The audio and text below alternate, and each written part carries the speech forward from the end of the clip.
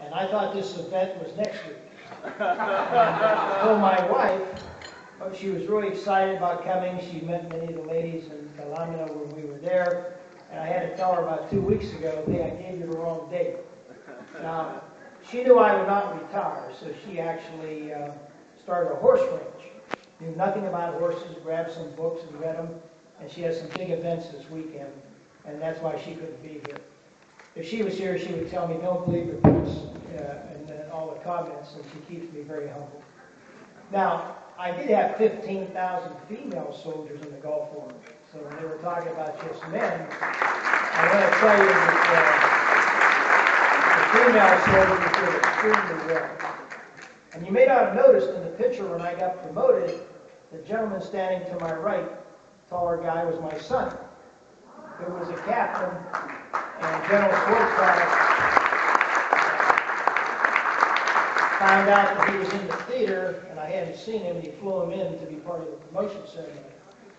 Typical Pagonis, he told General Schwarzkopf he was really too busy and didn't think he could make it, because he was a commander of a unit, and they were very busy, and Schwarzkopf told him, no, you better come up.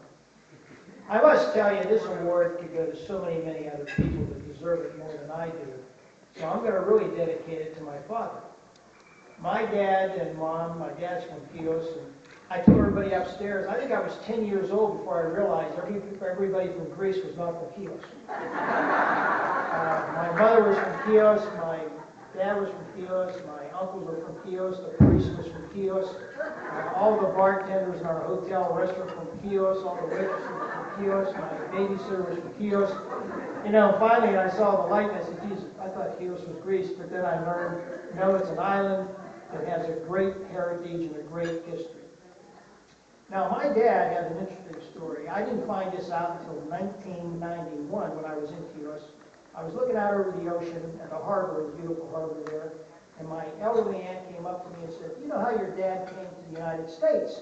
I said, no, he never told me. He said, well, he was 15 years old from a family of 12, wanted to come to the United States and get money to send home, but had no money for the passage. So he swam out to the ship, climbed up the anchor, took enough food and water, and he got in a lifeboat. Because he knew after so many days the ship wouldn't turn around and come back. So he hid himself in the lifeboat. The captain found him. They had him work on the ship. When he got to Ellis Island, he got to New York, they had planned to bring him back. So he jumped off the ship. How he got through Ellis Island is beyond me. But he did, because I was there once. I saw his name on the records. Didn't speak English at all, had no money. How he got from New York to Pittsburgh is amazing, and he was 15 years old. My dad was a very proud individual of being a Greek American, and he instilled that in me. But he also kept me very straight. He was my greatest mentor. He taught me attention to detail, and he made sure to stay humble. I remember after Vietnam, I was a captain my first tour, and not to boast, but I had won the Silver Star, Bronze Star for Valor, and the Legion of Merit, which is normally given to colonels. I won as a captain. So I was pretty much full of it and walked into my dad's bar at night.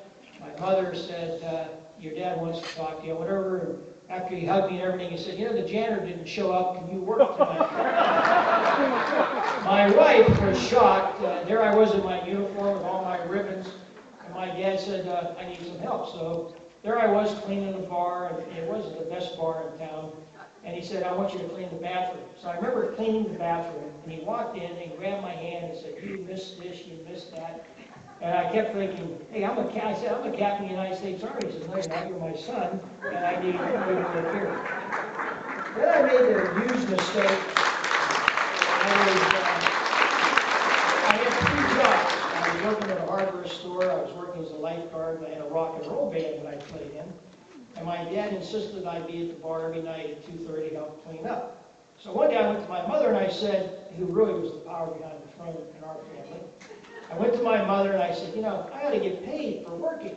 She said, well, talk to your father. So I went up to my dad and I said, you know, Dad, I'm here 4 or 5 hours every night. I ought to get paid something. He said, sure, yeah, let's sit down, let's work this out. Now, here's the rent you owe me. Here's the food you owe me. And by the time he got done, I owed him so much money, I was I said, forget it, I'll just start working for nothing. He was very, very instrumental in my life, in my training, to always pay attention to detail. I was very fortunate. I remember when I was a major, I was a major in 4 years. I joined the Army, and for some miraculous reason, they decided to promote me. And normally it takes 15 years to become a major. And then I became a general officer at 20 years, and even General Powell made it for 21, and I always kid him about that. And my dad would only say to me, when are you going to get out and get a good job? Because I was supposed to go into shipping, and my cousin's ship went under and they claimed bankruptcy, so I said, I'd better stay in the Army. This is a wonderful award, it's a great community, but I must tell you that the Greek heritage that I am very fortunate to have from my father and mother is something I instilled in me and in my own sons.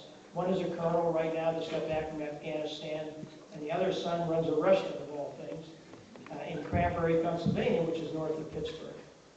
But I will tell you one final thing.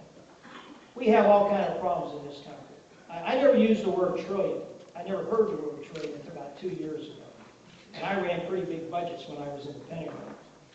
And we have our problems, and we have our dissenters, we have our protesters.